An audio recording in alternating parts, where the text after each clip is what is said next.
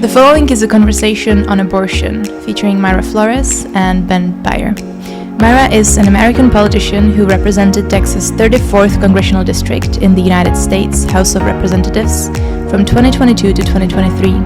A member of the Republican Party, she is the first female Mexican-born member of the House. Before her congressional campaign, she worked as a respiratory therapist and is a Border Patrol wife and a mother of 4. Mayra supports abortion bans. Ben is a fellow and the director of content at the Ayn Rand Institute. He teaches in the Objectivist academic center and writes for the New Ideal journal. His writing focuses primarily on the application of philosophy to contemporary cultural and political controversies. Most recently, he authored the book on abortion called Why the Right to Abortion is Sacrosanct, and Ben supports the right to choose. So let's start with the conversation with current events. First of all, thank you for coming on this podcast. Last week, a Republican appointed federal judge in Texas issued an order suspending the U.S. government's approval of a key abortion pill that initiated a process that could block access to the pill nationwide in all states. And his order was contradicted by another judge who was a Democrat or Democratic leaning in Washington state, who said that the US FDA approval of this abortion pill was correct, and he blocked the government from restricting access. So my question to you, Ben, is what was behind the ruling? Was it a safety concern? Do you think that this ruling is part of a larger effort to enact a nationwide ban on abortion and on this bill?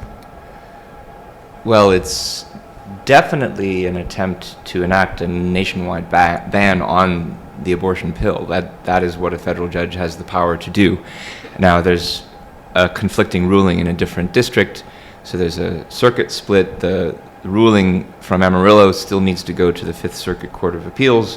The Fifth Circuit Court of Appeals is one of the most conservative circuits in the federal system. It could be affirmed. It's hard to know, but if there's a circuit split, it will then go to the Supreme Court. And I haven't studied the ruling's details very closely, but as I understand it from at least popular media accounts, the argument made by the plaintiff is that the FDA didn't use the usual procedures for vetting the safety of the drug, that it sped it up too quickly. I myself find that a little hard to believe, since what I know the FDA for is being too slow on everything.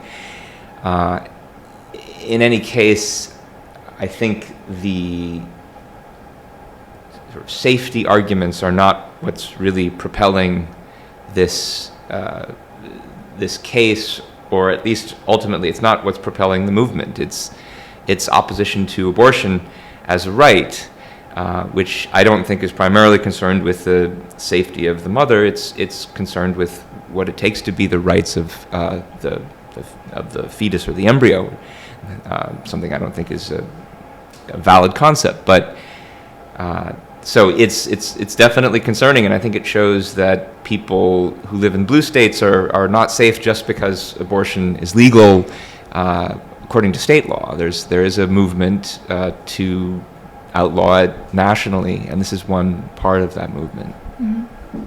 So, Mayra, what's your take on abortion pills? First of all, I do think that it's a safety concern. I was on birth control for many years, and I had a lot of hormonal issues, a lot. And I think that we do need to improve, the birth control pills, because the side effects, they're long term. So I do believe it's a health safety concern. For myself, that's the way I feel. And I believe that women deserve to have the best of the best. And we haven't invested in improving birth control pills. But I do think that this is a very controversial issue, because this pill is used for other things. It's not used just for abortion. It's used also for women who have had a miscarriage. And we need to make sure that we have something in place for those women who've had a miscarriage. And it's very difficult. And I think that we need to take the time to really talk to women how they feel on this issue. And I think that we're not listening to women. And a lot of the things that are being done, a lot of the decisions that are being made right now are not made by women. And I do think that we're the ones, on birth control pills. We're the ones taking it. Real women, are the only ones that can speak about this issue. And I just think that we deserve the best. And we definitely need to improve birth control pills. I completely agree. I had myself a very bad experience with contraceptions. 2 years ago, I was on a pill called Yasmin, and I had pulmonary embolism, which is a blood clot in my lung as a result of it. And about 40% of people die of it, so it's quite a serious issue. And then when I did my search and Googled it, there were several lawsuits against the company that was producing the pill. Yeah. And nothing was done about it. It's still on the market. Girls are still taking it. They're still getting blood clots and dying of it. But just so we're clear about this, the pill that's in question in this recent ruling is not a ordinary birth control pill. It's not a birth control pill at all. It's mifepristone, which is specifically for the purpose of treating miscarriages and that also has causing side effects. abortion. Yeah, it might, but it's not. It's not the same pill. It does, and long-term side effects. And it's taken after sexual intercourse within the first 5 days. It's the morning after pill, basically. It's one of its type of morning after pill. I wouldn't call it abortion because the egg doesn't get fertilized 5 or 6 days after sexual intercourse, right? So in a way, I'm not sure about that. I think I've read that. And there's certainly I'm not going to try to argue that this is not abortion. I definitely think it is abortion that mifepristone is responsible for. I think it's a totally justifiable thing. And one thing I think we should, it's clarifying about this case, is it really brings home what the stakes are, not just because it's happening, not just because it's going to affect blue states, but there's something like something like 45% of all abortions happen in the first 13 weeks or so. Less than that, I think even. It's 93% of all abortions happen in the first 13 weeks, and about half of those happen by medication. So we're talking about something like almost half of the abortions that happen in this country are through one kind of medication or another. A large percentage of those are through mifepristone. And you can only use this drug up to 10 weeks pregnancy. So we're talking about very early term pregnancy. So that is what the anti-abortion movement regards as murder. These very, very early term pregnancies. I mean, if you think about it, the first time a woman could ever figure out that she was pregnant was about 10 days into pregnancy. At 10 days, we're talking about a blastocyst that's about 0.2 millimeters in diameter. And that's the kind of entity that the termination of which is regarded as murder. I think that is an unjustifiable claim. Mayra, what's your take on that? I'm pro-life, and I always, I will always fight for the unborn. I believe even 5 days after sexual intercourse, if someone wants to take a pill, would you be against that? It's very difficult. It's a very controversial, I would say, issue. But personally, I'm pro-life. But every situation is different, and every woman is put in different situations. So I can't speak on another woman's situation. I can speak for myself. I'm personally pro-life. I'm a mother of 4. I can't imagine my life without him. Yeah. But your pregnancies were planned, right? You actually no. They were definitely not planned. But I've been happily married for many years. But again, that's every woman's situation is different. There's women who go through abuse, who go through rape.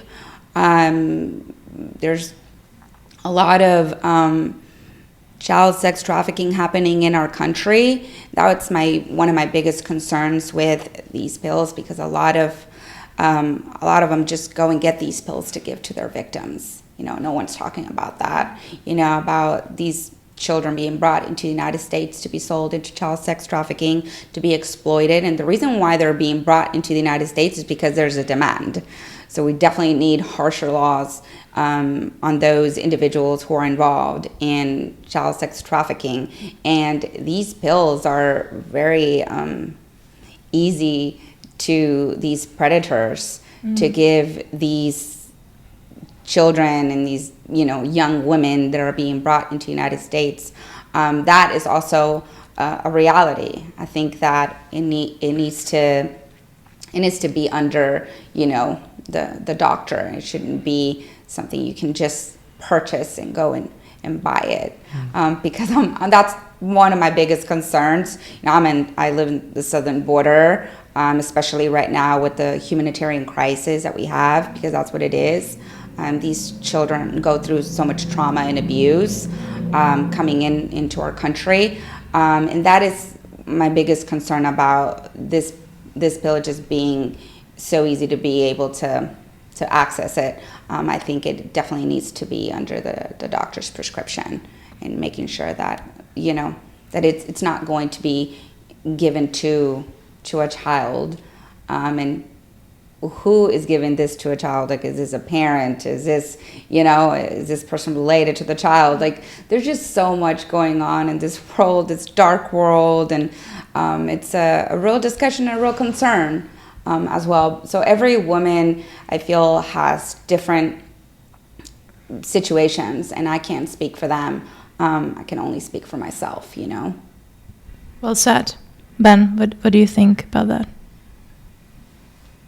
Well, that the pill should be It's prescribed. important that different women have different situations. That's for sure. And so if this were simply a question of people have different moral views and we will each practice our different morality ourselves, that would be one thing. But what we're talking about is a federal law, or at least a federal court case, that's being forced on everyone, regardless of their moral views. And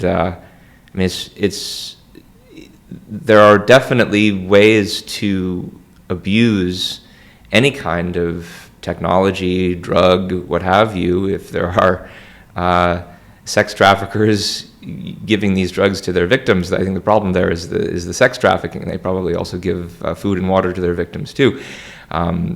We should definitely move against the sex traffickers. But it's news to me, at least, that this is a drug that's available without a prescription. I haven't heard that. I'm pretty sure you still have to get a doctor's prescription, and it's through the normal medical channels.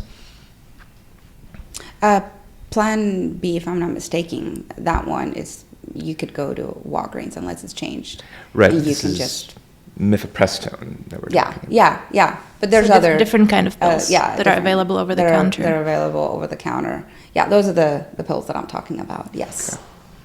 So, speaking about current events, last year, the court overturned Roe v. Wade, which was a ruling that made abortion legal. I think it was passed in the 70s. 1972. 1972. Actually, 3. And the ruling means that the Supreme Court leaves it to the states to decide what they want to do with abortion. Ben, can you talk about the arguments that were raised in the court, and what the side that was for abortion could have done differently to maybe not overturn it? Well, I don't know if there was any better argument that could have been made to persuade the court of its decision to overturn, because the court's decision was based on the long-standing judicial philosophy of its majority. And you saw it coming out in the decision in Dobbs v. Jackson. So the essence of the issue was, as articulated by the majority, was that there's no right to abortion protected by the Constitution, because it is not an enumerated right. And it's, of course, true that if you look through the Constitution, the word abortion does not appear. Now, the argument that was made on the other side was that, well, yes, but there is a right to liberty that is enumerated all over the place in the Constitution.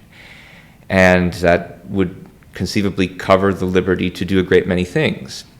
The court disagreed and argued that for a variety of reasons, you can't do anything with an abstract concept like liberty unless you find it articulated in the documents of the people who were writing laws in the era. If they didn't apply it, if they didn't apply their understanding of liberty to protect abortion in some shape or form in the 18th century, then we can't understand its meaning to entail that.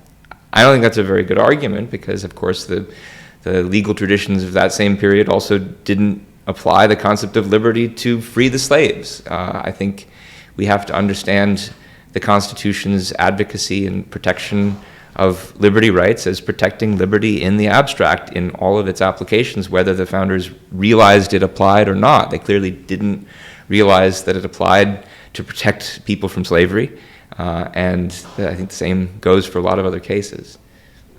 But I just want to say there are different types of liberty. You have positive liberty, which is freedom to healthcare on the side of the woman, right? Freedom to choose what she wants to do with her body. But then from the point of the embryo, you have freedom to live, which is what you stand for. Right. And then you have the negative concept, which is freedom from interference in one's body. So Mayra, can you talk about like liberty and freedom to live? I just believe that we should just respect human life. I think that when we raise a generation to love one another, to respect human life, I mean, we see an animal on the side of the street dying, we'll pick up that, we'll pick him up and want to protect him. I'm just an animal lover. If I see an animal suffering on the side of the street, I'll pick him up and make sure that he's taken care of. And I see a lot of people, we value the life of an animal. We should value human beings the same way. And I believe that when we raise a generation to respect life, I really do believe that we'll see less crime in this world, because I feel like murderers who kill innocent lives is because they have no respect for human life. And I did celebrate Roe versus Wade. I do believe that every state is different. And its people of each state should decide. You have states where they support late-term abortion. I mean, when I was in Congress, I saw, the Democrat Party support abortion up to 9 months with no restrictions. I saw the Democrat Party vote for the Born Alive Act. Even if the baby survives the abortion, they voted against the baby getting medical care. If the baby, during the abortion procedure, survives, they voted against the baby getting medical care? I wouldn't call this abortion. I would call it forced birth. I mean, we had, members of Congress who were cowards and just voted present. Like former, many members of Congress. And to me, these are very extremist views, like term abortion and the abortion. It just blows my mind how anybody can support that. There's extremists on both sides, definitely. But I believe that every state should have its own views, its own laws. Whether I agree or disagree with California, New York, abortion views, I'm very proud to live in a state that is pro-life, like Texas. I like it. No force. No force on anyone. Ben, in your first essay in this book, you argue that abortion should be legal until birth. I do. And that it's a matter of individual rights, that apply to individual human beings, and anything that's within the mother's body is not an individual human being. Can you elaborate? That's right. Well, I can elaborate, and we should talk about it, but before we have that conversation, I think it's again important to emphasize that, especially if we're talking about the vast majority of abortions that happen in America today, again, 93% happen before 13 weeks. Those are most of the abortions that happen, and most of those are very early term. So, we could have an argument about like when later in pregnancy should the cutoff be. But where I think it's really hard to understand the opposition to abortion is with regard to the early term abortions, most of which are the majority of them that happen. And so you raised earlier the issue of, well, what about the right to life? And of course, opposition to abortion, abortion opponents usually call themselves pro-life, and I think that there is, of course, a right to life, liberty, and the pursuit of happiness. These are the rights that we are assured as Americans. But it's important that they all go together, and that's because when we're talking about the right to life, we're talking about an individual right, the kind of thing that's protected by the Constitution. We're talking about a human life. And a human life is not just some cellular metabolism with a certain genetic code. A human life is not just a heartbeat. That kind of life is shared with every living creature, at least many living creatures. Any animal has a heartbeat. So if we think there's something special about human life, there's something more to it than just a heartbeat with a certain genetic code. A human being, what makes a human being special is a human being's ability to act in the world, to think, to reason, to produce, to create, to pursue hopes and dreams. These are the things that are distinctive and definitive of human life. That's the kind of life that warrants protection by government. That's what the concept of rights is there to protect. And so part of the reason I don't call the anti-abortion side the pro-life side is I don't think they are. I don't think that if you're interested in effect making a healthy, grown, mature adult woman surrender her freedom to, again, I will remind you most of the time, very, very tiny entity, if we're talking at 10 days, 0.2 millimeter blastocyst. That's not a human life. It's got a human genetic code. That makes it a potential human being. It doesn't make it an actual one. Rights are for the protection of individuals. Individuals who are separate, living separately in a society, who sometimes come into conflict with each other, and therefore rights are needed to put spheres of protection around them to protect and make possible coexistence of separately existing entities. But then you could argue that if you have an embryo, whatever you want to call it, at 24, 25 weeks, it could survive on its own, right? If you remove it from the womb, it is a baby. So it is an individual, isn't it?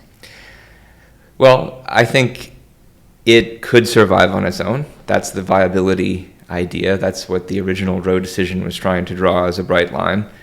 But there's a lot of problems with thinking of viability as a relevant standard here. One problem, I think the biggest problem, is it's still just another potential. What to say that it could survive on its own is that it has the potential to do so if it's put in the right conditions, if there's a lot of high-tech medical intervention, etc. But that doesn't mean that it's actually living on its own, that it's actually separate, that it's an actual individual. That's the most fundamental problem with the viability standard. The other is, I think, the one that was pointed out rightly in the Dobbs decision, which is that it's not a bright line, because when a given fetus is viable varies from place to place, level of medical technology, how close are you to the hospital. It's a moving and blurry and obscure line, and it's no basis for a legal demarcation. The reason that we need rights, the reason any of us need rights, is to have objective, publicly verifiable demarcation lines around our lives. And yes, I think birth is the most obvious place to draw that line. Mm-hmm. You said that in your book you were against abortion early on in your life for religious reasons, yes, moral reasons. Can you talk about the switch? What made you switch? Sure. So I was raised Catholic and practiced until I was 16, 17, something like that. Mayra, just for context, are you also Catholic? I grew up on my mom's side. My mom's side is Catholic and my dad's side is Baptist. Okay. So I grew up going to both church and so I have both experiences. And then my husband is Catholic. Okay. So now we attend the Catholic church, yeah. Okay. Good to know. Well, yeah. Sorry. Go on. Well, I should hear more about her experience too, but yeah, so I think my religious perspective at the time definitely informed my position on that issue. It's a church doctrine going back to at least the 1960s with Humanae Vitae, that abortion and contraception, incidentally, are immoral and that abortion should be treated as murder and outlawed. So what changed my mind on this issue was I mean, the biggest thing that changed my mind was that I gave up my religion. I decided I didn't believe in God and dropped the entire religious worldview. So when you, and this is why I think the conflict about this issue fundamentally is a conflict about worldviews. It's about, do you adopt a religious worldview or do you adopt a scientific naturalistic worldview? And I think when you adopt the latter and you come to grasp the Enlightenment era American concept of individual rights and see what it was originally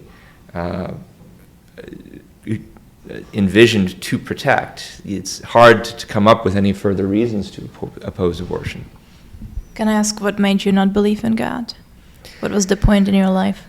Well, there's a lot of things. I don't know how much of this topic you want to go into, but the simple answer is that I started encountering people from different faith traditions. When I went to high school, I met people who were Jewish, people who were Muslim, people from different sects of Christianity. They all believed their doctrine just as much as I believed mine. I started wondering, well, I never actually shopped around for these views. I never did a rational comparison of all the different texts to see which I thought was more coherent or whatnot. I was simply practicing what my parents raised me to believe, but so did all these other people, and that doesn't seem like a good enough reason to think that it's true. Mm-hmm. Mayra, can you talk about your story of being raised in a partially Catholic household? And your views on abortion, are they coming from a religious perspective, moral perspective? Moral perspective, also religious as well. I don't know, what it's like not to be pro-life. I just grew up always respecting human life.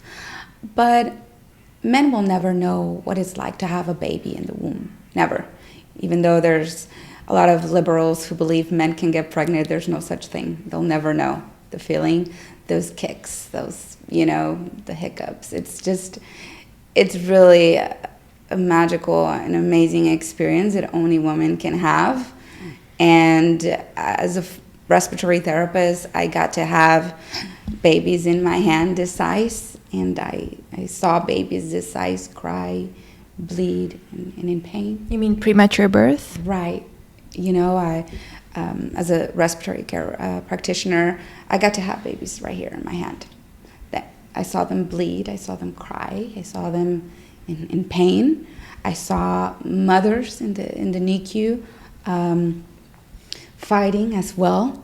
for their life. We call them the $1 million babies because we spend so much to keep them alive, and it's just the best feeling when those babies make it and get to go home with mama, get to go home with dad. It really is the best feeling, and having them here and then seeing them, progress. It takes months and months and months.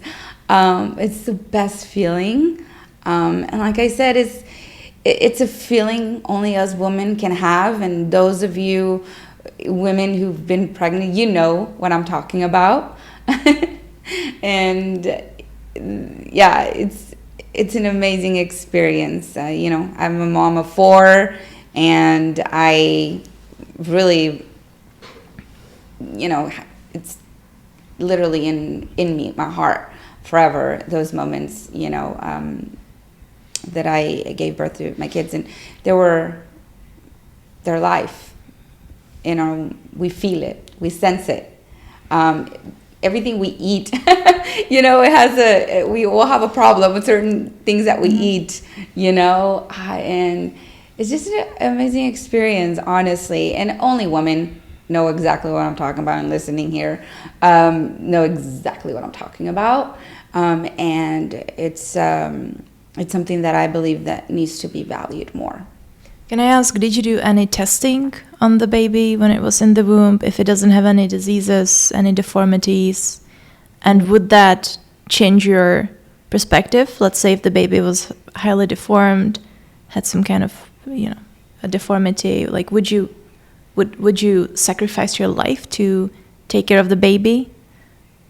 So in the medical field, as a respiratory care practitioner, I worked with children with disabilities as well, in home health, and I got to care for children with medical disabilities, and their life is just as valuable. I worked with children with Down syndrome. I actually think that children with Down syndromes are angels in this world, and their life is just as precious. Actually, my little one, I was told that there was a possibility for her to have Down syndrome, and asked me to take a test. But by doing this test, I could cause a miscarriage. Oh, wow. So I said, no, I don't want to do the test. I'm going to go through my pregnancy regardless. And during that time, I saw, different doctors, and I really prepared myself. But it didn't change my mind at all. And when the baby was later in pregnancy, towards the end, I think I was already 7 months. They're like, baby looks just fine. I actually don't think that the baby is going to have Down syndrome. But again, I have friends who I've met who have had babies with Down syndrome, and they're thriving. And it changes their life. And like I said, I believe that they're angels walking in this earth, and their life is just as valuable. It's really, really sad though. A lot of the abortions that are done are Down syndrome. As soon as they tell the mother, it's more likely that the woman has an abortion. It's very heartbreaking, very heartbreaking. And no one talks about the women who've had an abortion.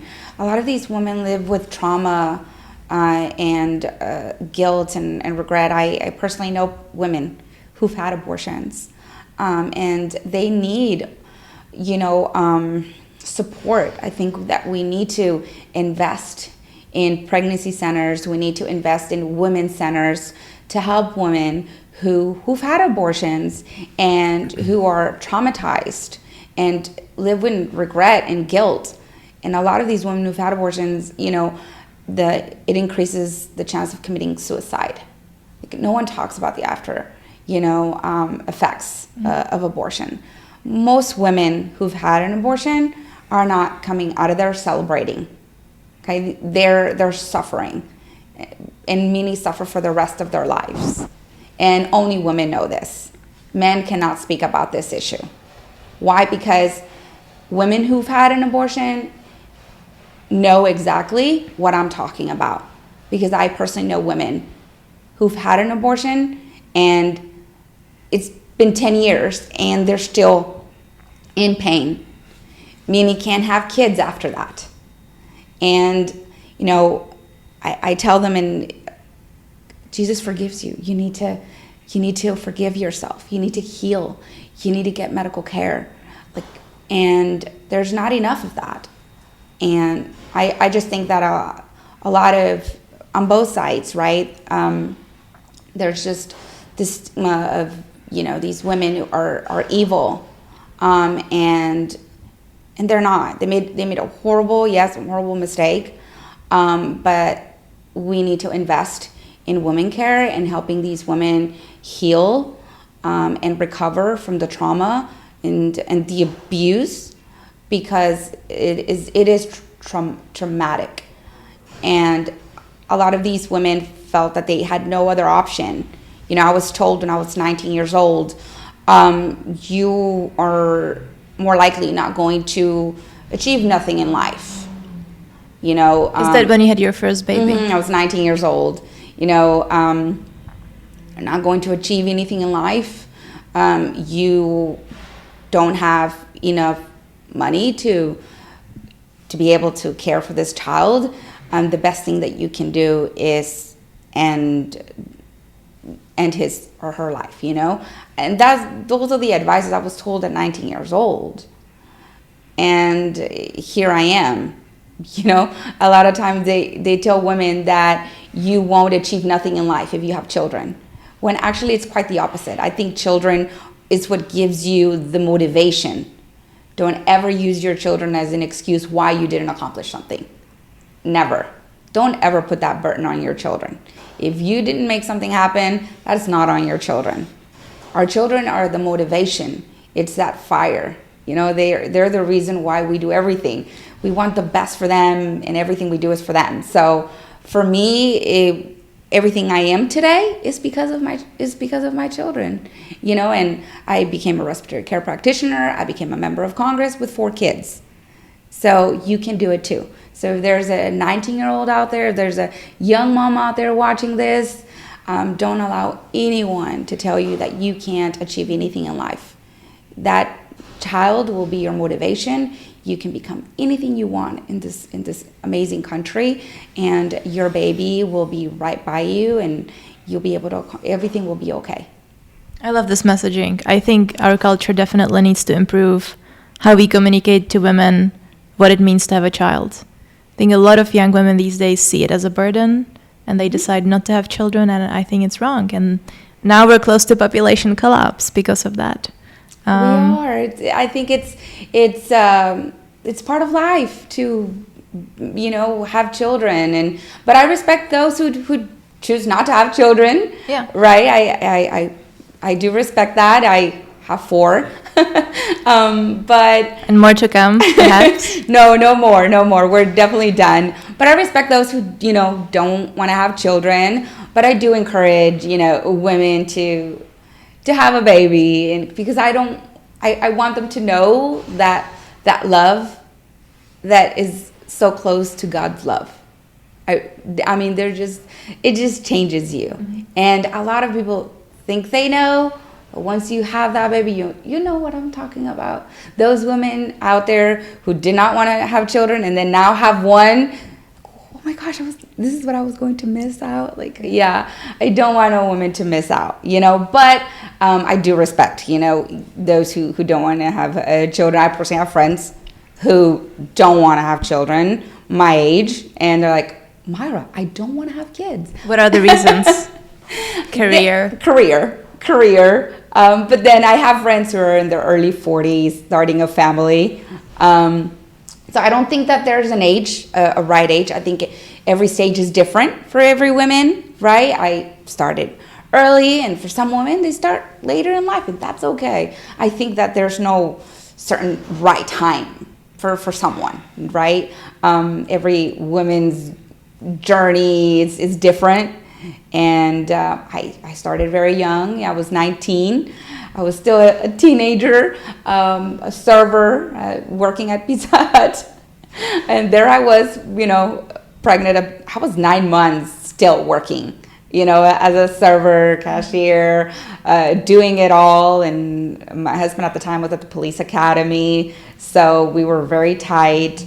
But then he became a police officer and, helped me get back to school as well. He's like, now it's your turn. Yeah.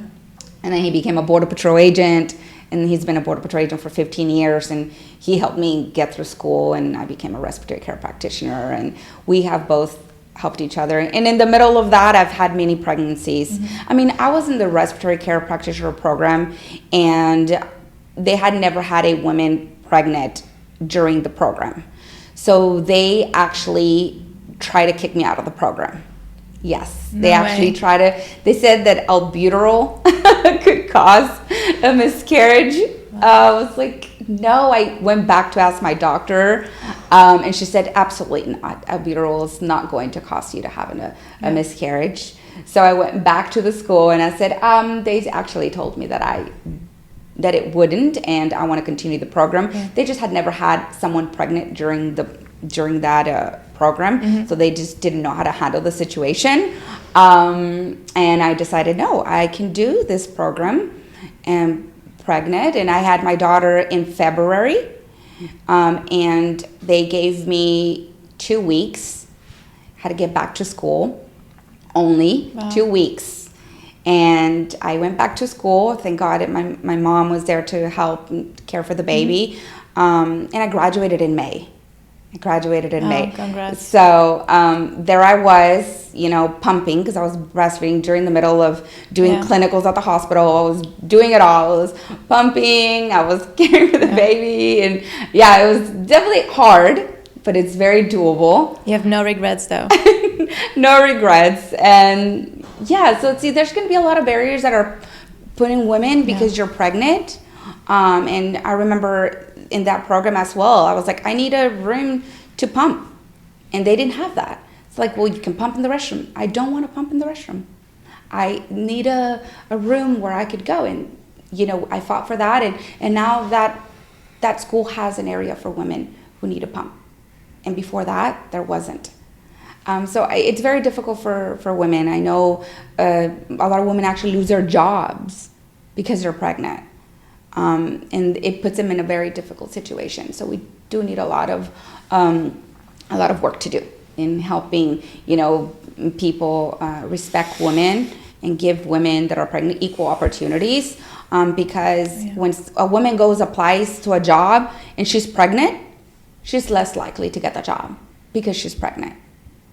That's mind-blowing to me. That in 2023, there's still people not giving women a job because they're pregnant. And a lot of women actually hide their pregnancy, don't tell their employers that they're pregnant, or when they're applying, I personally told an employer of mine, the employer before the one I had, that I was pregnant. I lost my job.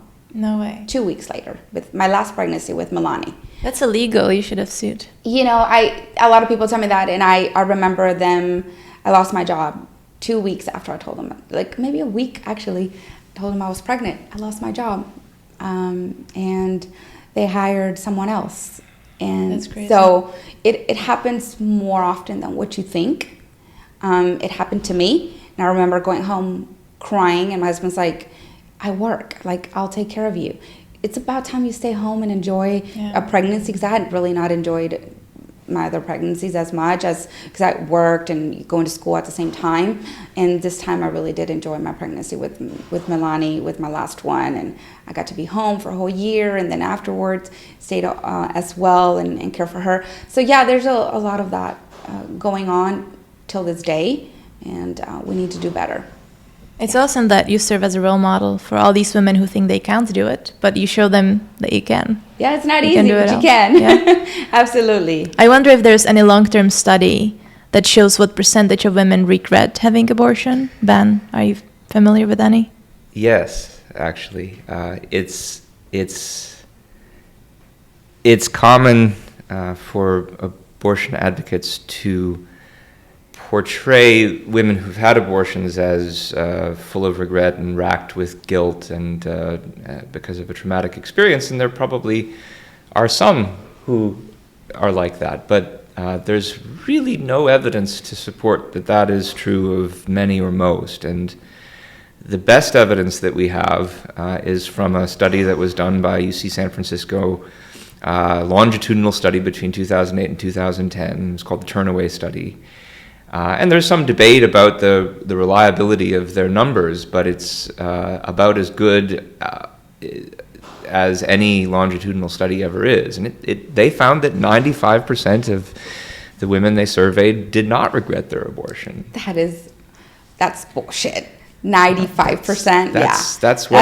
That's total bullshit. That's what the data shows. And, yeah. If you are surrounded by people who are opposed to abortion, then yeah, probably most of the people you know will not tell that story. But I mean, I am surrounded by a different crowd, and the people that I know tell me the opposite. So it's I personally have friends from before. It's not, because you're right, it's not just about surrounding yourself by people who agree with you, but these are people I know for most of my life, right? And I know more than a handful of women who've had an abortion, and I've never met a woman, who've had an abortion and it just feels proud of it, and it's no.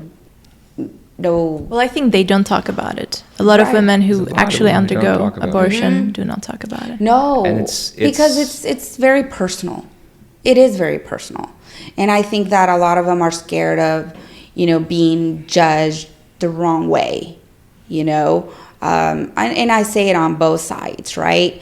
There's women who've had an abortion and don't want to tell someone, that they've had it because they don't want them to have a different perspective of them, right?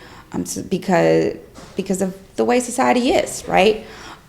So you're right. There's a lot of silence on that, but I think it's a personal right. Women have the right to keep that to themselves, and they don't need to be telling anyone, right? But I do think that for those who do speak and talk about how they feel and the trauma and that they've had, I do think it's important, because there's other women that are in depression and taking all these pills and all this stuff and don't know how to feel better, don't know how to get help, the help that they need. They'll probably be inspired by hearing your story, how you healed and how you got through that. And so I think I do applaud those women who do speak. And it is important, because there's women that are suffering in silence. Yeah. There's a famous anecdote from 1980 election, where there's a liberal college professor finds out that Ronald Reagan has been elected to presidency and says, "That's impossible. None of my friends voted for him." But obviously Reagan won. And that's the way I felt about Joe Biden. I was like, there's no way he won. There's no way he got more votes than Barack Obama. Yeah, I had the same reaction for sure. But and the point is that it's easy to think that something's impossible or bullshit if it's just not what you're used to, you emphasized how many women don't talk about 95%. You emphasize how many women don't talk about their abortions. And the best data we have, I think, from the CDC says that something like 1 in 5 pregnancies end in abortion. And that doesn't include the ones from miscarriage. So there's a huge number that have, at least up until 2020, have happened. And we don't hear about most of them. I think most people don't, and most people form their opinion on the assumption that there are many fewer and that they're only the ones that they hear about.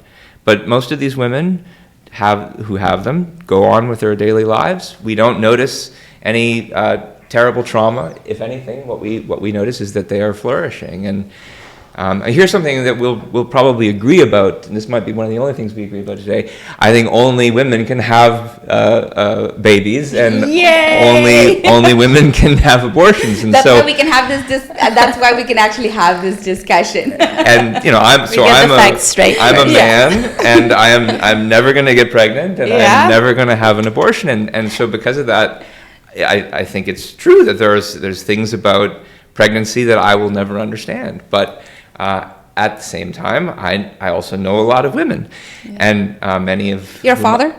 No, I'm not, and I don't want to be one, and my wife and I don't want to have children, and so one woman who I know very well is my wife, and did she have abortion? She's never had one. She's never been pregnant. She doesn't want to be, and so that's part of where respect that my experience comes from. But see, to respect that, I think, is to in part respect the right to abortion, because although of course we use contraception so that it'll never happen, it was nice up until the overturn of Roe v. Wade to know that there was always this additional option. And I mean, I've had at least 5. It's 2023. There's so many options, they don't always work. Pregnancy. Okay, yeah, but the majority of them, right? If we're gonna go by testing, and the majority do work. And I think that we need to promote these preventatives more and not use, abortion as a birth control. It's 2023. Come on, I think we need to definitely do our best and use these preventative measures. We're grown women. The majority are grown adult women. I'm not talking about young women, but I'm talking about grown women, mature women. Let's, make wise decisions. Let's be responsible, and make responsible decisions, because abortion is not a birth control pill. I wish there was a male contraception. Right now it's all us. I actually agree with that 100%. So they know how it feels, right? I was always lightheaded. I always had headaches, throwing up. Did it ever happen to you where you forgot the pill one day and then you're like, I have to take 2, and my gosh. Now I can't be on any other pill. Because of the blood clot, I'm banned from having pills for the rest of my life. So I have to figure out another way, right? And there's coil, which is the thing that you put in your ovaries, but that causes a lot of inflammation. A lot of girls had issues with it. One of my sisters, she tied her tubes and had so many issues, with hormonal issues as well. So I didn't want to go through that. So my husband agreed to take care of it, but because I did not want to be on birth control anymore. It was just horrible on my body.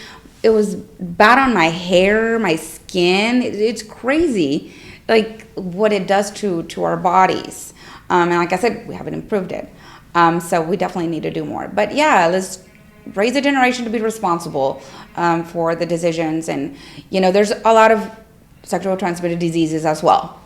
That also condoms can prevent. So let's encourage that, and there is not a birth control for men, but there is condoms, and let's encourage that, to be responsible men as well, and women, respect yourself, value yourself, and if men don't respect you and your decisions, and they don't want to protect themselves, then you're not allowed to touch me. I believe that as women need to also value ourselves and value our bodies, and that not anyone can touch us, but that's another conversation. But I just think that we are of value, and our bodies are very valuable. And we should treat it as such.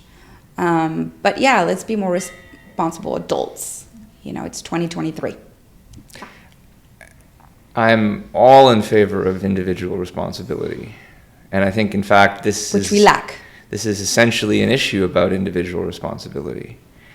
Responsibility means being willing to bear the consequences of your choices, knowing the means that are necessary to achieve your ends. And I see abortion rights as essentially ways of protecting individual responsibility.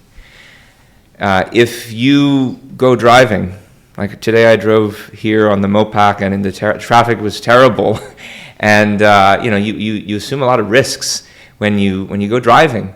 And there's things that you can do to guard against those risks. You can wear a seatbelt, you can get insurance, you can be a careful driver, etc. And I do all those things, and I encourage everybody to do the same. But at the same time, people still get into accidents in spite of having taken all those precautions. And we don't say about those people, even if they wore their seatbelt and had insurance and were carefully driving, but if they were still the victim of an accident, we don't say, oh, the responsible thing to do now is to live with your injuries. We say, no, the responsible thing to do is to go to the hospital and get your injuries healed. And I see this is exactly parallel, abortions, though, exactly parallel to what getting an abortion is. You've taken precautions, but accidents happen, and now the responsible thing to do is to correct it. But the majority of abortions are because of lack of responsibility. I don't know that that's true. What's the evidence for that? I do believe the majority of abortions are just because, both didn't take care of themselves the way that they should. But I think that we can still encourage responsibility. Yes, there are rare occasions where it doesn't work, where the condom didn't work, where the birth control didn't work. There's a lot of situations. Of course, I agree. I've had 4 kids, but they're rare, and that doesn't mean that you don't take the initiatives. Like I said, it's 2023. There's many ways that you can prevent pregnancy. Yes, there's still a 1% chance that you will. But a condom doesn't just prevent a pregnancy. It also prevents sexually transmitted diseases, which is very high right now in the United States, and also in our state as well. So we definitely have to encourage, grown adults to be more responsible, especially young kids as well, Yeah.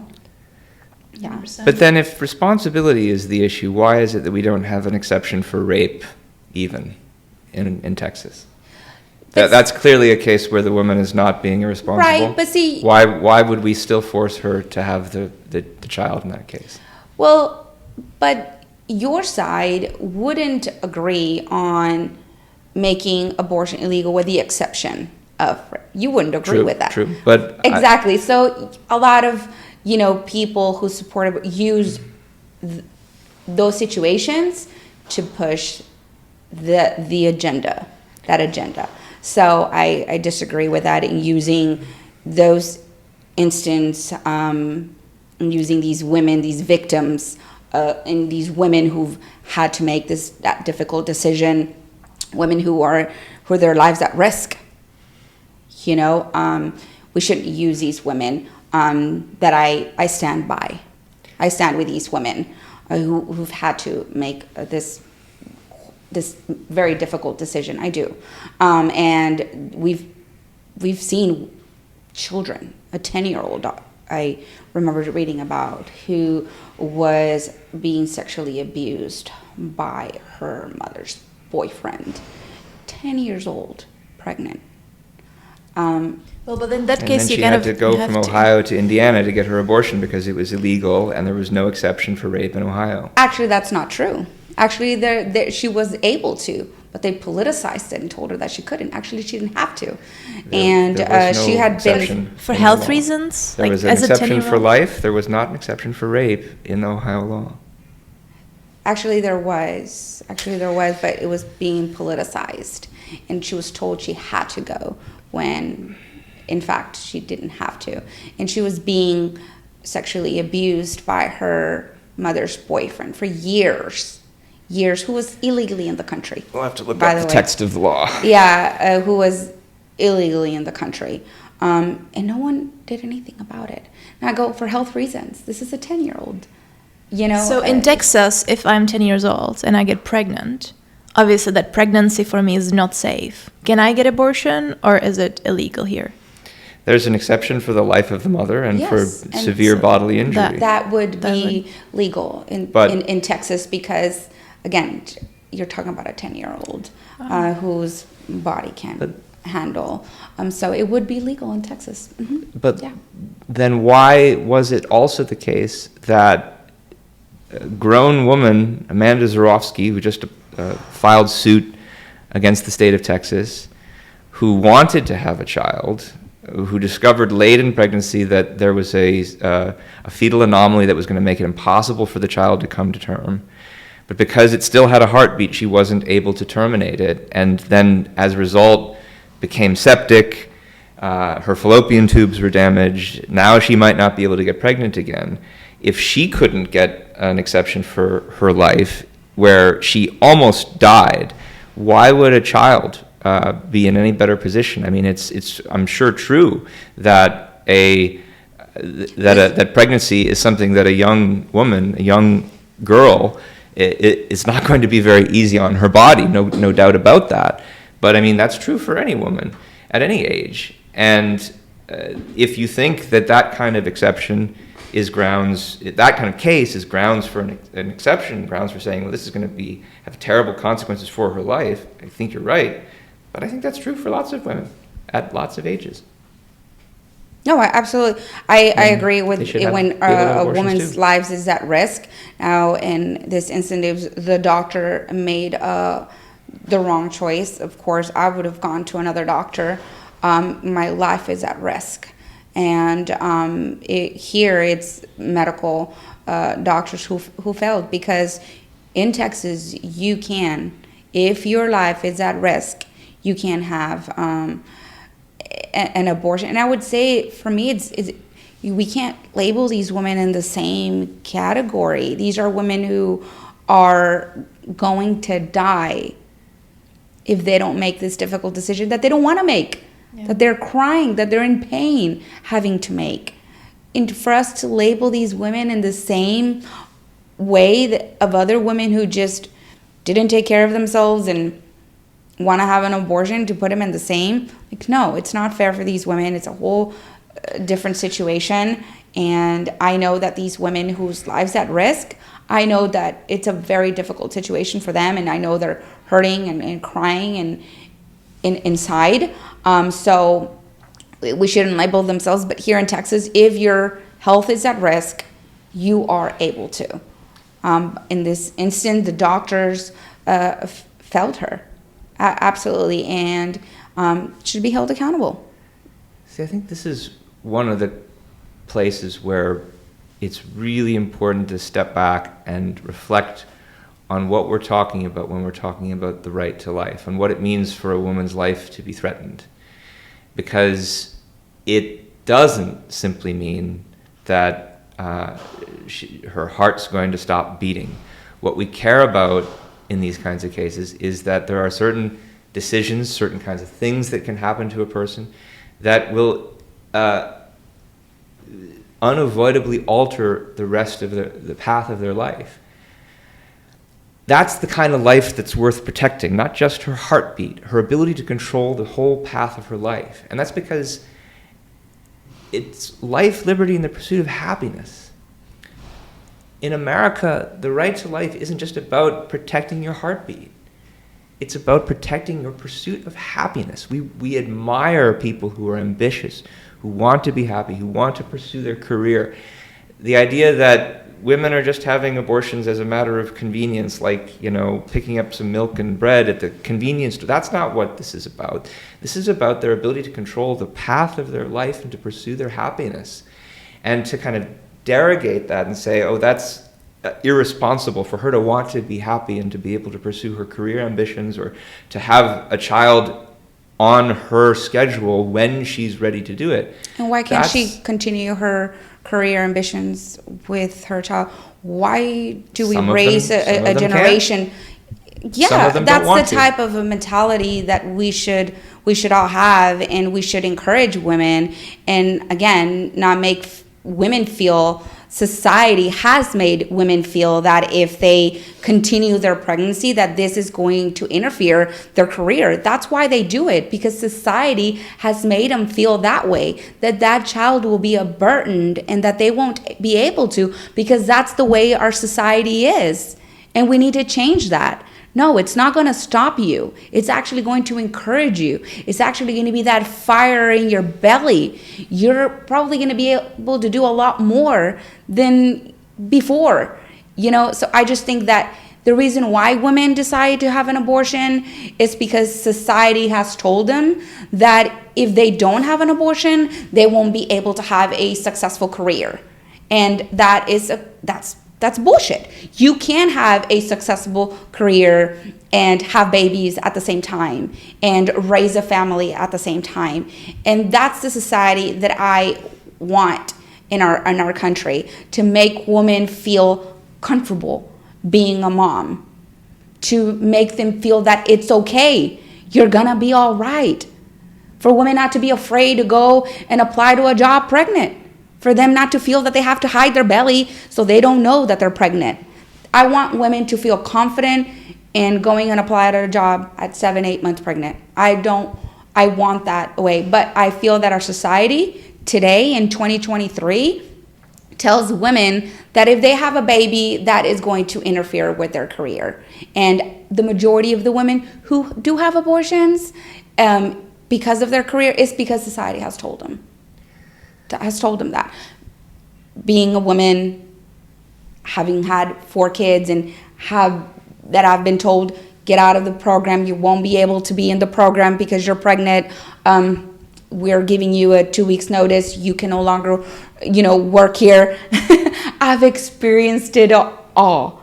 And society has told us women that if the more kids you have, or if you have kids, that is going to be a burden. Your child won't be able to help you be successful. And that's the reason why most women, instead of giving them encouragement and not making them feel that they do have a choice, you can't have your baby. And a lot of times these women go and talk to the wrong people and tell them, yeah, the best thing you can do is go and have an abortion.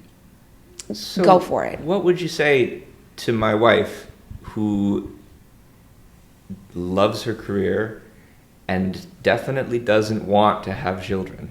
Well, she just doesn't have any. Okay. There's a lot of preventative measures. What if we take all the measures and as we do, and there's an accident? She should not then have the right to end the pregnancy nonetheless? Y'all are grown adults. I think that if you don't take the measurements that you should, very rare instances, should take the responsibility and have the baby. And I'm sure that once the baby is born, you're gonna fall in love with that baby. I bet you anything that if she one day accidentally has a baby, I swear you're gonna be all in love. You're in love with that, be in love with that baby, and so will she. And I know you don't believe in God, but have nothing to lose by believing in God. I might as well go up there. There's a fair bit, and we're seeing what it is. Yeah, but I know you don't believe God, but I always say God's plans are better, right, than my plans. I always say God's plans is way better than my plan. I did not plan most of my pregnancies, and then it happened. It was the best thing ever. But y'all are grown adults. Well, how old is your wife? Well, I won't mention that, but. Part of being a grown adult, part of being a grown adult is being able to make a decision, exactly, and not having someone else play the role of the nanny state and say you're not allowed to make this decision.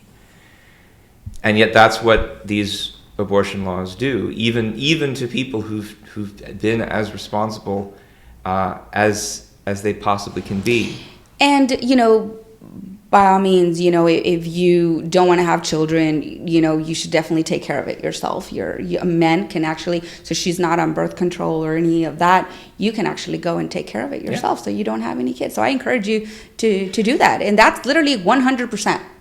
100%. So I would hate for your wife Not to 100, it's yeah, high 90s. I would hate for your wife to be pregnant and have to make that decision so I encourage you to actually go get that done, so your wife is never in that situation, because I would hate for your wife to go and have to get an abortion and go through that trauma, because it is traumatic. I'm sure it is. So yeah, I encourage you to go take care of it. I want to say something about the question of what society tells us to do, because I think there is probably an element of truth to the idea that women are expected to have careers and subordinate childhood to that. It's certainly truer today than it was 50 years ago, and there are probably some women who have maybe who really want to have children but feel pressure in the opposite direction. That's probably true. But if it's true, it's a pretty new thing. And that's significant, because what society has been telling women for 2,000 years is quite the opposite. What society's been telling, and here by society what I really mean is religious institutions, have been telling women for 2,000 years that it's their duty to be childbearers. And that's a legacy, a cultural legacy, that does not go away very easily. And it's something that is still very much with us today. I think it's debatable which of these two social norms is the dominant one. When you have 2,000 years of Judeo-Christianity pushing in one direction, I'm very skeptical that what society is really telling women overall today is you have to have a career. And so I'm skeptical that we should remember what the question is what is the right to pursue happiness? And yes, there are certainly many women for whom having children is an important part of their happiness. And to those women, I say, more power to you. Have as many children as you want and as you can afford to have. But in America, the pursuit of happiness is not dictated by and determined by Judeo-Christian morality. It's determined by the choices of individuals who have different visions of what their happiness consists in. And for many of them, it does not involve children, or at least it doesn't involve children at a certain age. And in America, they should have the right to make those choices. And I'm highly suspicious of the idea that the ones who are making that choice, that most of them are doing it because they're pressured, and it's not because it's what they really want. I mentioned this anecdote in the talk that I gave at UT. There's a book called Shout Your Abortion. There's a profile of a woman in there who's all we know her name is Emily. And Emily is, I think, 20 years old at the time. She's a junior in college. She has a boyfriend she's been with for like a year and a half. Long-term relationship. She says she's desperately in love with him. She knows she wants to have children someday, but she hasn't yet fully come to appreciate how manipulative he is. And he keeps threatening to break up with her. And then she gets pregnant, and it occurs to her, if I were to carry this child to term, it'd probably bring us closer together. He wouldn't be able to leave me. But then she realized, I don't think someone as manipulative as him is someone who should be the father of my child. And she said, I could have had the baby. I could have probably had an okay life with that baby. But she says, I didn't want to have just an okay life. She wanted to have an excellent life. She wanted to be able to have a child with a man she really loved, who loved her back. She wanted to be able to pursue her career. And so she had that abortion. She doesn't regret it at all. And a few years later, she's met someone who loves her as much as she loves him. They got married. They're planning on having a child. But that's her choice.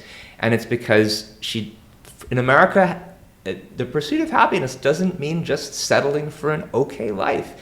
It means pursuing an excellent life, pursuing a life of ambition. And that's what abortion is about. It's about a woman being able to set her timetable to pursue her happiness and her ambitions as she sees fit, as she has the right to do in America. I believe that, also men who don't want to have children, I can't stand them putting the pressure on the women. Like, I don't want to have children. And then putting that pressure on the women not to get pregnant and her being on birth control and all these hormones. Like, if you, as a man, don't want to have kids, go to the doctor and snip it. Take care of it. Why do you put that responsibility on the women? And her being in a situation where she could get pregnant because the birth control pill won't work. And then you will put pressure on her to get an abortion? Absolutely not. If you as a man don't want to have children, go take care of it. Don't put that burden on your girlfriend, spouse, wife. So, because then if she gets pregnant, should I didn't he want to be have responsible kids. for paying childcare, like being the father? I don't want to have kids. Well, you're also responsible, so take care of it. But again, we just need to normalize women having kids. We do have a low birth rate in this country, and it's hurting us. But that also shouldn't fall on the women, completely. I think it's a decision that, of course, that we should have and feel comfortable if you want to have children, if you don't want to have children. But we should be supportive and be more of a supportive society, right? In normalizing women being pregnant in careers, women being pregnant in college, women being pregnant in the respiratory program, in the nursing program, just normalizing breastfeeding, normalizing families. And, we definitely, in this country, I feel that we need to strengthen families, build stronger families in this country, and just normalizing having children. But again, those women who decide not to have children, they have that right. And that there's women who live all their lives happy without children. It's everyone's situation is different. Like I said, I have friends who are my age who don't want any children, and they are very happy, and maybe they will regret it later on, maybe they won't. You just never know. I have an aunt who is in her 60s, never had kids, never got married. She is our favorite aunt. And she's always very happy, and we always are like, well, she's not married, doesn't have kids, and she's always very happy, and she's our favorite aunt. So it's happiness can come in many different forms, right? Mm-hmm. It doesn't mean that if you don't have children, you're going to be unhappy for the rest of your life. No, I don't agree with that. And I think that besides being a mother myself, we're also women, right? We're also our own person, right? We play different roles. And one day our children will leave. So we can't depend our happiness on our children. Because then when our children leave, we're going to be sad forever after they leave? No. So we can't put our happiness on our children, right? We can't depend on it. So I do see why there's a lot of people who choose not to have kids and they're very happy. Well, because there's many forms that you can be happy. But I do believe that we do need to normalize having children. It's okay. It's okay. You can do both. You can have a family and you can be successful in your career. You don't have to choose one. And I feel that society in 2023 today makes us feel like you have to choose one, either your kids or your career. And I don't think you have to choose one. I think that you can have both. Mayra, you mentioned that a lot of women who go through abortion are then traumatized. A lot of them commit suicide. But I would also say it's the opposite. Women who do not get abortion and are forced to have babies then also commit suicide, right? Ben, do you have any statistics on that? It's pretty hard to get statistics on that, but I think the same study I mentioned, the Turnaway study, the reason it's called the Turnaway study is because they followed both women got abortions and what their mental health and what the outcomes were for them. And they also followed women who were turned away from getting abortions that they sought. And I don't actually remember the numbers for that part of it, but yes, there was a significant rate of all of the problems that you mentioned for the ones who couldn't get them but wanted them. Absolutely. There's women who I personally know who've had a baby and then go through mental health issues after they have the baby. And it's very important to stay close with your friends. I feel like, we need to support each other. If your sister, your friend, has had a baby, it's so important to check on them often. If they need anything, why not? Do you need me to go take care of the baby one night, and give them that break, because I feel like those first weeks of the baby, like, it is very difficult. You get very little sleep. You're tired, you're exhausted, you're depressed, went through different issues myself personally. I don't know what I would have done without my mom's support, my husband's support. So I do encourage women, to be supportive of each other. If your friend just had a baby, check on her if she needs anything. If your sister had a baby, check on her if she needs anything. Because they might look in the outside that they're doing well, but many are going through depression, mental health issues after they've had the baby. So yeah, absolutely. There's on both sides.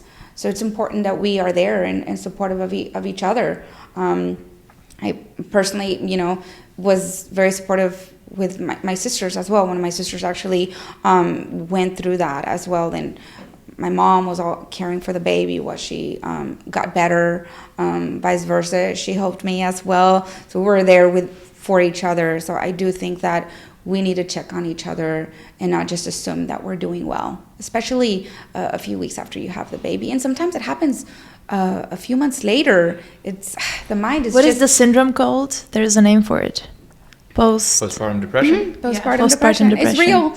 I went through it myself. My sisters went through it as well. It's not made up. It's very real, and that's why we need to check up on each other and not just assume that we're happy and doing well. No, a mind, it's weird. It's just plays with you, and I'm just was very blessed that I had my mom there with me, and I had my father, my husband there, and it's just important that we support each other as friends, as sisters, as women, and that we check on each other.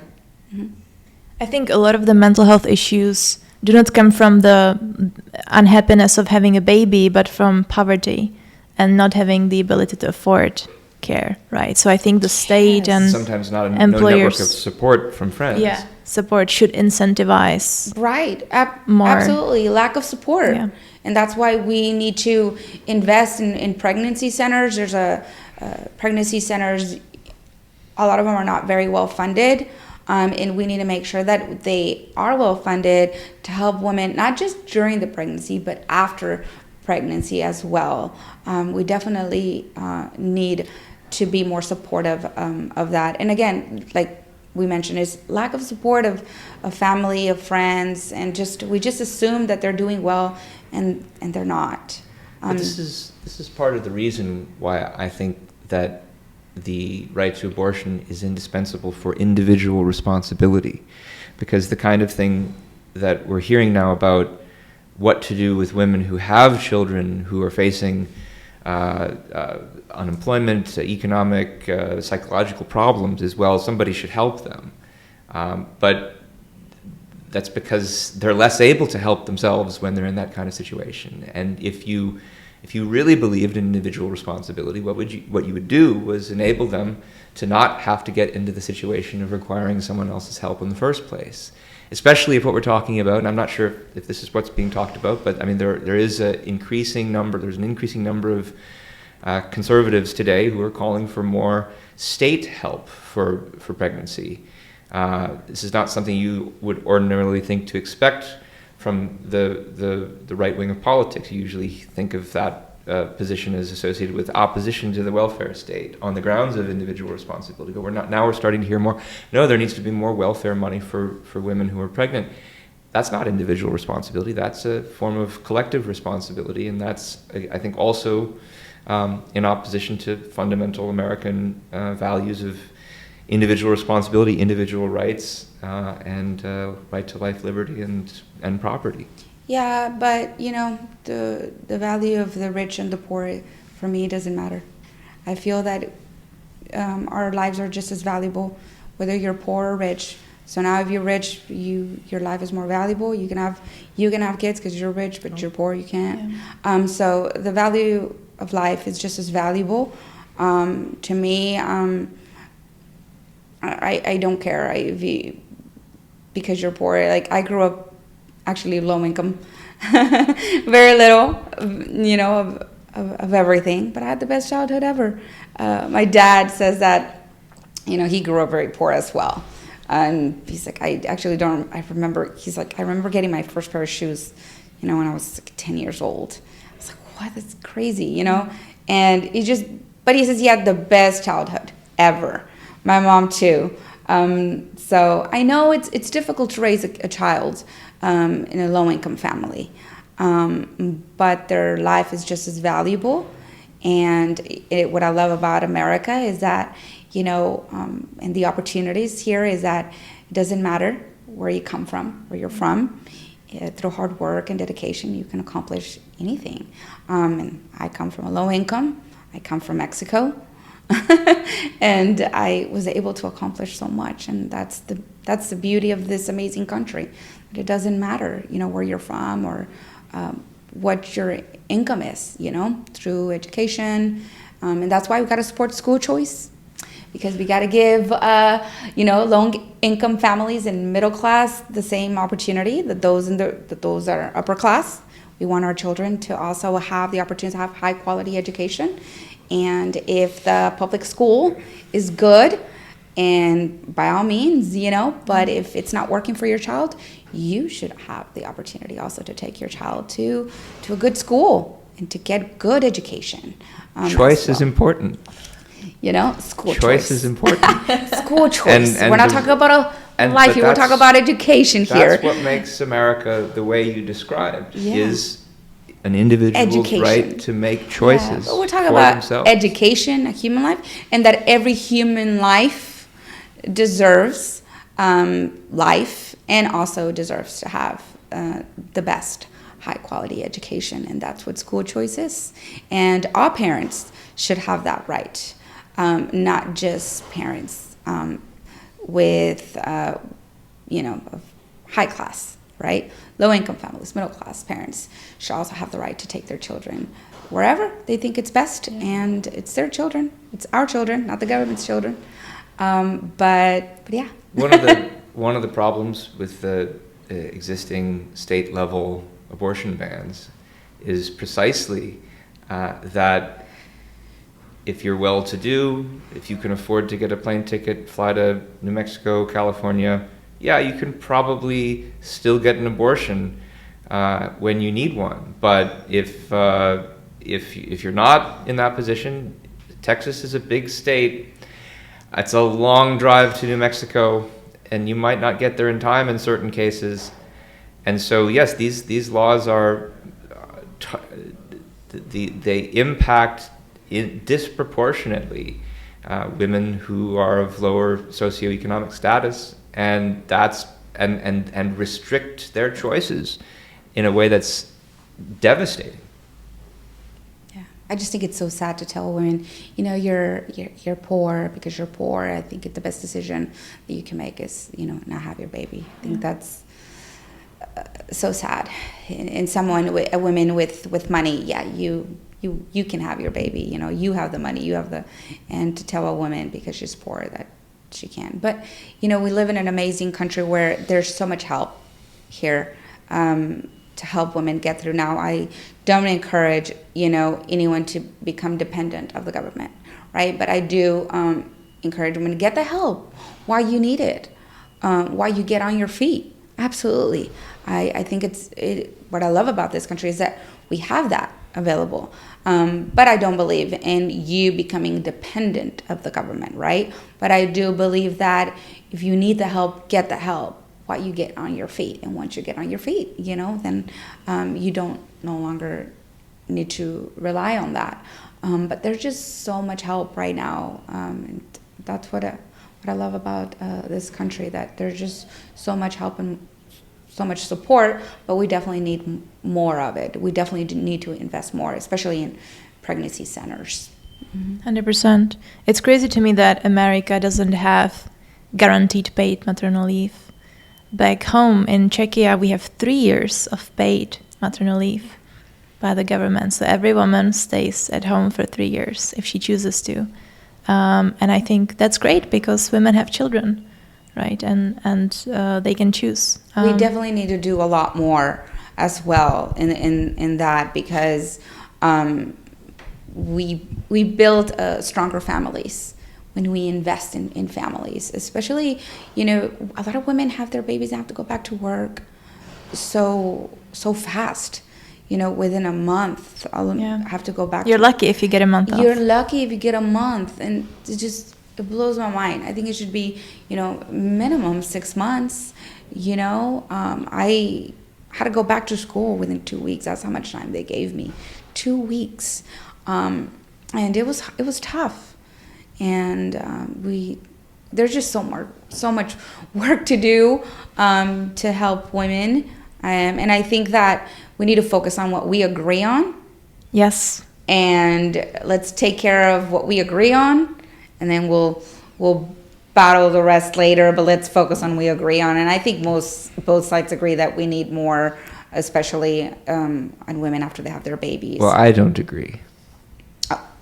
You don't agree with what? I don't agree with the welfare state and the kind of collectivist ideology that traditionally came from the left in support of it, but now seems to be coming increasingly from the right as well, and the two sides are growing closer and closer to each other, meaning that there's nowhere left politically for someone who is a consistent, principled advocate of individual rights and individual responsibility. Okay. We agree to disagree here. Yeah. Yep. We agree to disagree, definitely. But I do think that employers should be supportive of their employees, because without their employees, they would not have the company or, the corporation that they have. They need to value their employees a lot more. And when you invest in your employees, I believe that it's good for us all. But I also think that we need to improve and strengthen families in our country. I do see a diminish in that, and I think that it's by caring for families right after they have their baby, making sure that mom stays with the baby for a few months while the baby grows. I just think it's so difficult for a mom to go drop off the baby, at 1 month old. And again, it's once you have that baby with you, you'll know that feeling. I just want to be clear that I think that women who have children who are also trying to balance it with a career can be enormous assets and values to the companies that employ them. And smart companies know that. Smart companies who truly value women and their employees know that, and will decide, if they want to be able to retain these employees in the long term, will decide to give them these kinds of benefits. But what I'm opposed to is a company being forced to do it by the government. If it doesn't have the resources, if it's a startup that doesn't yet have resources to provide all kinds of benefits, and when you sign up to take a job there, you sign up knowing the risk. That's part of individual responsibility. But what a lot of conservative politicians today are talking about is imposing mandates and requirements and subsidies that make further impositions on taxpayers, and that's a very different kind of thing, which I think is unjustifiable. precisely because of the importance of individual responsibility. Well, this is for another discussion. Yeah. We've kind of moved away from abortion. But yeah, I think we came to understand our perspectives. We agree to disagree. We have reached some kind of rough consensus. Last question from me is, what do you say to people who think it's impossible to talk about abortion, who stay away from that conversation? And why is it so difficult? I feel like we've had a joyful, fun conversation. You're laughing. I don't know about fun, but it was definitely pleasant. Yeah, and we learned from each civil, other. Yeah, and that's important. And I think that the people have a hard time having these discussions because it is a highly emotional issue, and anytime there's a disagreement about basic values, it's going to be highly emotional. There's going to be a lot of anger directed toward the other party. And the thing to say is not, we should never pay attention to our emotions. The thing to say is, it's important to think about where your emotions are coming from. And I mean, I think your feelings come from your basic values. They come from your worldview.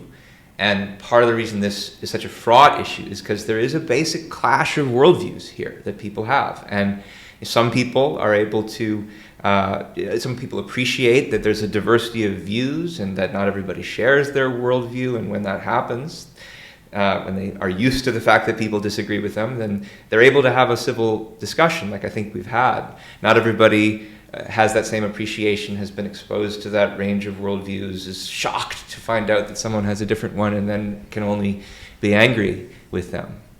So that's I think that's something to avoid.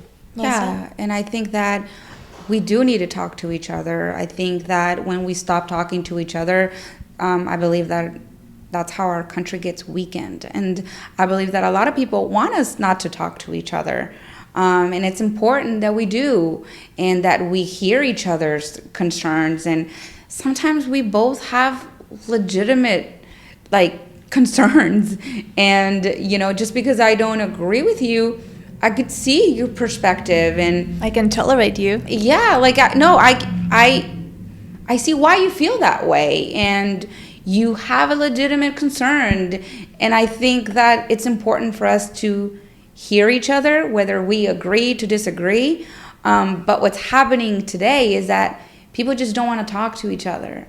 And that is a problem, in my opinion. And that is a goal of a lot of people. Let's keep them away from each other. Let's not allow them to talk to each other. And that hurts us all on both sides.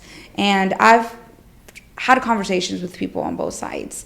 And in South Texas is a little different because South Texas is very conservative, regardless of politics. That's what's very interesting, regardless of politics. And some may say, don't talk to them because they vote a certain way. It's crazy to me. It's like, what? That just doesn't go with me. But I was in the medical field. So in the medical field, you don't care about people's politics. You don't care about people's views, religion. You just care for people. You just want them to be well, and you fight for their life no matter what. And it allowed me to see people for who they are as human beings and not care about their political views or their religion, So I try my best to see people I talk to in the medical eye. Just think of him or her as your patient. Yeah, human being. As a human being, and be respectful, be mindful. And I walk every day with that vision. Today you're a respiratory care practitioner. Think of that. And honestly, it's allowed me to have conversations with people I don't agree with, but I respect very much. Like yourself, I respect you, and I respect everything that you stand for, and that's the beauty of this country. Maybe part of the reason why all these podcasters are coming to Austin is the same reason that I came here, or at least big part of the reason that I moved here is because It's an interesting place. It's a very, very blue town surrounded by a sea of red. And I live in the suburbs where it's purple. And so I kind of feel like Austinites and Texans living close to Austin at least have gotten used to disagreement in a way that the rest of the country maybe hasn't. I mean, you don't have this in Berkeley or something like that where it's everything's blue. There's some real disagreement here, and people are learning to live with each other in spite of that. And so that's probably why there's a lot of really interesting conversations to be had here. So I encourage you to keep having them. Yeah. We have to spread this to the rest of the U.S., right? Absolutely. No, this is so important. I love it. And Mayra, you said it best. We have to look at each other as human beings. Yeah. It's not just the Biden supporter or the Trump supporter. We're all human beings with our own stories. Yep. And let's listen to each other. You know, women, men, fathers, mothers, daughters, sisters, friends. Like, we all have our own story. And don't judge someone because of their political views, or don't judge someone because of their religion view. Don't judge a book by its cover, right? Yeah, and that's what I live off of. Yeah. But again, thank you for having us. Thank you both. It was a great discussion. Yes.